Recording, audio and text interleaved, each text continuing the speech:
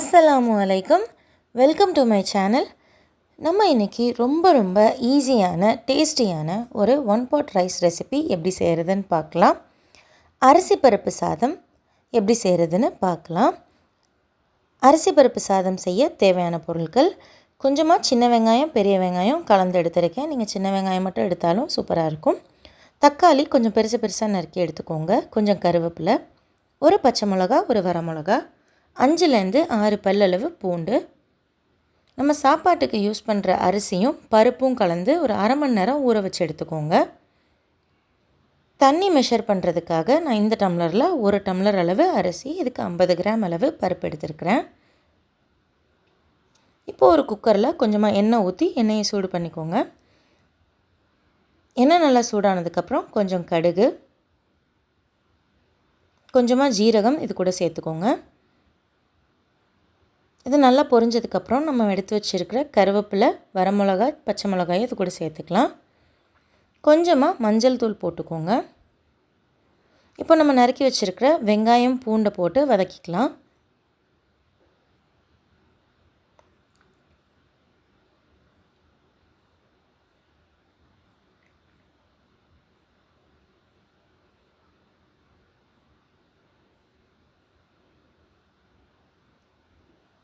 இது கூட நம்ம நறுக்கி வச்சுருக்கிற தக்காளியும் சேர்த்துக்கலாம்.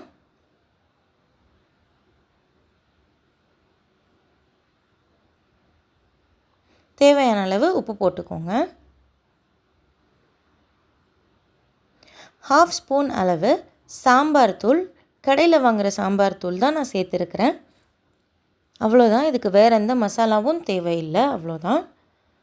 வீட்டில் எந்த காயுமே இல்லைங்கும்போது இந்த ரைஸ் ரெசிபி நீங்கள் கண்டிப்பாக ட்ரை பண்ணி பாருங்கள். ரொம்ப டேஸ்டியாக இருக்கும். இப்போ நம்ம ஊற வச்சுருக்கிற அரிசியும் பருப்பையும் இதில் சேர்த்து கலந்து விட்டுக்கலாம். குழந்தைங்களுக்கு லஞ்ச் பேக்குக்கு கூட இதை பேக் பண்ணி கொடுக்கலாம். இதை நல்லா கலந்து விட்டுக்கோங்க. இப்போ தண்ணி மெஷர்மெண்ட்க்கு 1 டம்ளர் அரிசிக்கு 3 டம்ளர் அளவு தண்ணி எடுத்துருக்கிறேன். பருப்புக்கு ஒரு அரை டம்ளர் சேர்த்து மொத்தம் 3 டம்ளர் அளவு தண்ணி எடுத்துக்கோங்க. உங்களுக்கு கொஞ்சம் குறைவாக வேணும்னா 4 டம்ளர் தண்ணி. 1 டம்ளர் அரிசிக்கு 3 டம்ளர் தண்ணி எடுத்துக்கணும். பருப்புக்கு ஒரு அரை டம்ளர் சேர்த்து மொத்தம் 3 டம்ளர் தண்ணி ஊற்றிருக்கேன். இப்போ நம்ம குக்கரை மூடி விசில் விட்டுக்கலாம். நம்ம நார்மலாக ரைஸ்க்கு வைக்கிற மாதிரி 3 விசில் ஹை ஃப்ளேம்லையும் 3 விசில் லோ ஃப்ளேம்லையும் வச்சு குக்கர் அமர்த்திக்கோங்க.